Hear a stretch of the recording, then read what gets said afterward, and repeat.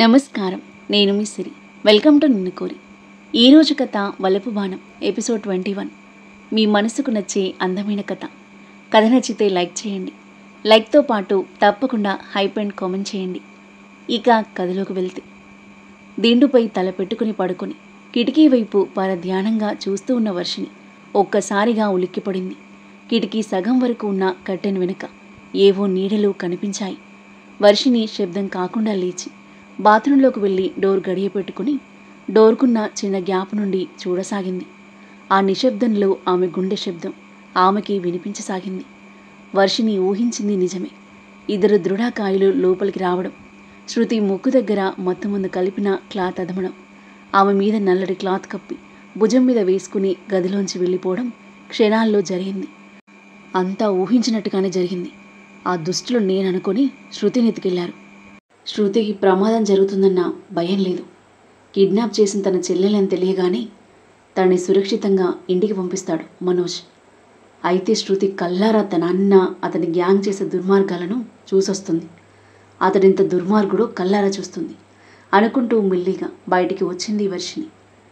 City అవుట్స్కట్స్లో ఉన్న ఒక పాడుబడ్డ షెడ్కి శృతిని తీసుకొచ్చారు. దీనికి మార్షల్ ఆర్ట్స్ తెలుసురా, స్పృహ రాకముందే కాళ్ళు చేతులు కట్టివేయండి. అప్పుడే స్పృహలోకి వస్తున్న శృతి చెవిలో ఆ మాటలు పడ్డాయి. ఆ గొంతు మనోజ్గా గుర్తించింది. కళ్ళు బాగా తెరిచి చూద్దామంటే మగత పూర్తిగా కనురెప్పల మీద నుండి దిగనంటుంది. ఎవరో తాళ్లతో కాళ్ళు చేతులు కట్టివేస్తున్నారు. విదిలించాలని ఎంత బలంగా అనుకుంటున్నప్పటికీ శరీరం సహకరించడం లేదు. ఏదో నిస్సత్తువ ఆమె శరీరాన్ని స్వాధీనపరుచుకుంది.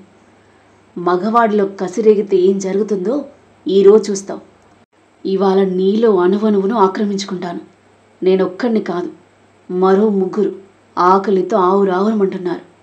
2 సార్లు తప్పించుకున్నా ఈసారి తప్పించుకోలేవు. అతడి మాట ముద్దగా వస్తుంది. బాగా మందు కొట్టినట్టు తూలుతున్నాడు. అలా తెరిచిన కళ్ళతో చూస్తున్న శృతి అన్నయ్య అంది. కానీ ఆ పిలుపు ఆమె గొంతు దాటలేదు. నీ మార్షల్ ఆర్ట్ నా మీద ప్రయోగిస్తావే? ఈరోజు అంతకంతకు ప్రతీకారం తీర్చుకుంటాను. నీకు నరకం అంటే ఎలా ఉంటుందో చూపిస్తాను. శృతి పోనిటేలు పట్టుకుని పైకి లేపి ఆమె చెంపలు వాయించబోయిన మనోజ్ లైట్ వెలుతులలో ఆ ముఖాన్ని చూసి నెత్తిన పిడుగు పడ్డట్టుగా నిశ్చేష్టుడయ్యాడు. కొరడాతో చెల్లున వాయించి కైపు దింపినట్టుగా అయింది. శృతి, నువ్వా?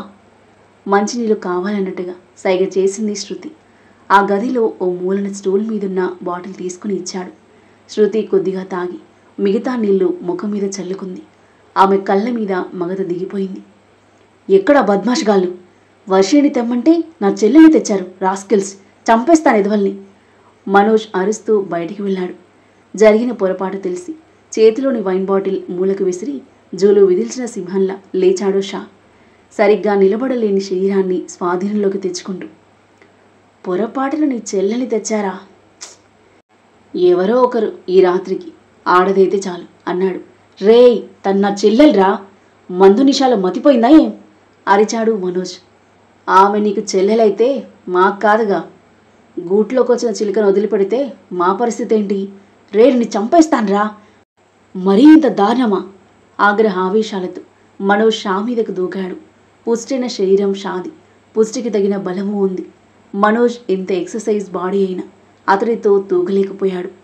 తాగిన మత్తులో చావు దెబ్బలతో విరుచుకుపడుతూ నిమిషంలో మనోజ్ను నేలమట్టం చేశాడు షా. నేల మీద బోర్ల పడిపోయాడు మనోజ్. అతనిలో చలనం లేదు. అప్పటికే గుమ్మంలోకి వచ్చిన శృతి అన్నయ్య అంటూ పరిగెత్తుకు వచ్చింది. వెలికిలా తిప్పింది అతడి ముఖాన్ని. పైకి చూస్తూ నిలబడిపోయిన అతడి కళ్ళు, ఆగిపోయిన ఊపిరి అతడి ప్రాణం పోయిందని చెప్పక చెప్పాయి. దుర్మార్గుడా, మాని చంపేశావు కదరా. ఫ్రెండ్ అని కూడా చూడకుండా ఇంత దారుణానికి ఎలా ఉడగట్టావురా? అన్నయ్యను పట్టుకుని బోరుమంది శృతి. ఎంత దుర్మార్గుడైనా చచ్చింది తన అన్న. స్నేహితుడి ప్రాణం పోయిందని తెలిసాక గాని షాకి మత్తు దిగలేదు. ఓ గాడ్, తల మీద చేతులు పెట్టుకుని కూర్చున్నాడు. ముందు దాన్ని గదిలో బంధించండి. అది బయటకు వెళ్ళిందంటే మనకు ప్రమాదం. షా అనేసరికి మిగతా 2 ఫ్రెండ్స్ ఆమెను పట్టుకోబోయారు. మార్షల్ ఆర్ట్స్ తెలిసిన శృతి వాళ్లపై ఎదురుదాడి చేయసాగింది. అన్నయ్యను చంపేశారనే బాధ, కోపంలో వాళ్ళని ఇష్టం వచ్చినట్టు కొట్టసాగింది. వాళ్ళిద్దరినీ కొట్టేసి పక్కనున్న కర్ర పట్టుకుని షాను కొట్టబోతుంటే కర్ర పట్టుకున్న షా ఆ కర్రను లాగి పడేశాడు. మగాడు, నీ అన్ననే గెలవలేకపోయాడు నా ముందు. ఆడదానివి నువ్వెంత అని ఆమె చేయి పట్టుకుని గదిలోకి లాక్కెళ్ళబోతూ వెహికల్ సౌండ్ వినిపించి ఆగి వెనక్కి చూసినా అతని దిమ్మ తిరిగిపోయింది. పోలీసులతో పాటు వర్షిణి, మనోజ్ అన్నయ్య తండ్రి వెహికల్స్ నుండి దిగారు. మిగతా ఇద్దరు ఫ్రెండ్స్ కూడా షాక్ అయిపోతూ ఎలా తప్పించుకోవాలా అని చూస్తున్నారు.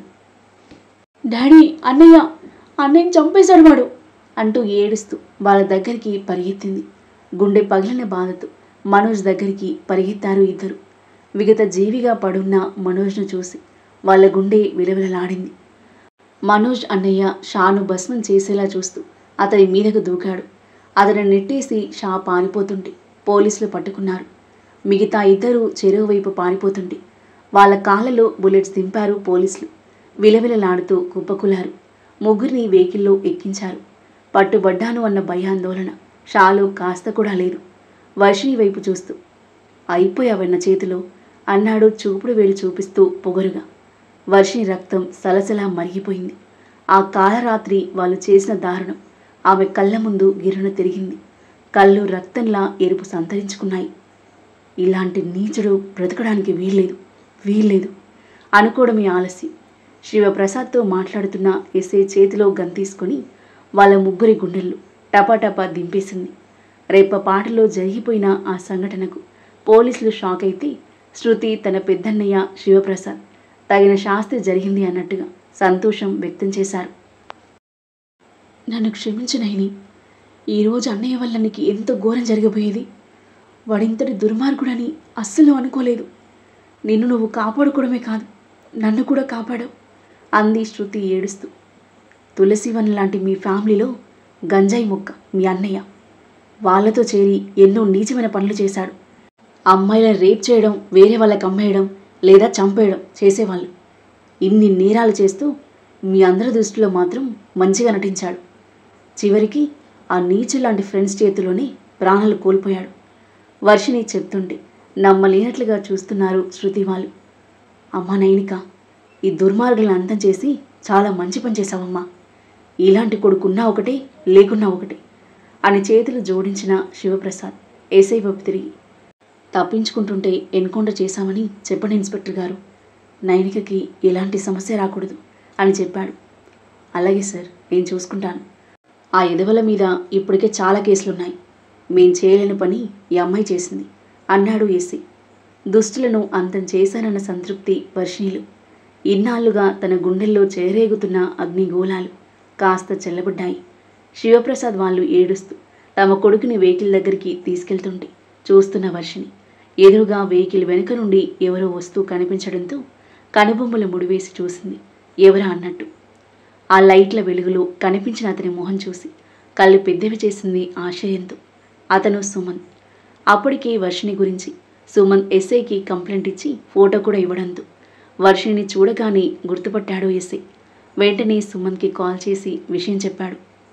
శృతిని కిడ్నాప్ చేయగానే తనకి ఏమైనా ప్రమాదం జరుగుతుందేమో అని అనుమానించిన వర్షిణి వెంటనే బాల్కనీకి పరిగెత్తి శృతిని తీసుకెళ్లే వెహికల్ నెంబర్ చూసి శృతి ఫోన్ నుండి పోలీసులకు ఇన్ఫర్మేషన్ ఇచ్చింది. వెంటనే రంగంలోకి దిగి వెహికల్ని ట్రేస్ చేశారు పోలీసులు. వర్షిణి ఇంట్లో వాళ్ళకి విషయం చెప్పగా పోలీసులతో పాటు లొకేషన్కి చేరుకున్నారు. సుమంత్ వర్షిణి వైపు చూస్తూ ఏసై దగ్గరికి కదిలాడు. థ్యాంక్ యూ ఏసై గారు అని షేక్ హ్యాండ్ ఇచ్చాడు. ఆ అమ్మాయిని మీకు అప్పగించాను. నా బాధతో తీరిపోయింది. ఈ కేసు సంగతి నేను చూసుకుంటాను, డోంట్ వరీ అన్నాడు. వర్షిణి దగ్గరకు వచ్చాడు సుమంత్. రావెళ్దాం అన్నాడు. ఎక్కడికి? ఎవరు మీరు అంది అతనెవరో తెలియనట్లుగా నటిస్తూ. ఇంకా నటించక నైనిక, నువ్వు అమ్మాయివి. ఎక్కడికి వెళ్ళినా ప్రాబ్లమే. ఇంట్లో ఉండడమే సేఫ్. వద్దు, మళ్ళీ పాత జీవితంలోకి అడుగుపెట్టాలని లేదు నాకు. చేతిలా చేసుకున్నాను, అనుభవిస్తున్నాను. కష్టాలను ఆహ్వానించిన ఈ ధైర్యానికి నా అభినందనలు. కానీ నువ్వు కష్టాలు అనుభవిస్తుంటే చూస్తూ ఊరుకునే మనుషులం కాదు మేము. ఇంటికి పద. మాట తప్పిన వాళ్ళ ఇంటికి నేను రాను. మాట ఎవరు తప్పారు? నా గురించి ఎవరికి చెప్పొద్దన్నాను. ముఖ్యంగా మా అక్కకి ఎంత మాత్రం తెలియకూడదన్నాను. మీ అన్నయ్య ఏం చేశారు? అక్క నేరుగా ఇంటికి తీసుకొచ్చారు. తనతో నన్ను మా ఊరికి పంపేయడానికి కదా. అన్నయ్య ఏ పరిస్థితిలో మీ అక్కని ఇంటికి తీసుకొచ్చాడో తెలిస్తే నువ్వు ఇలా మాట్లాడవు.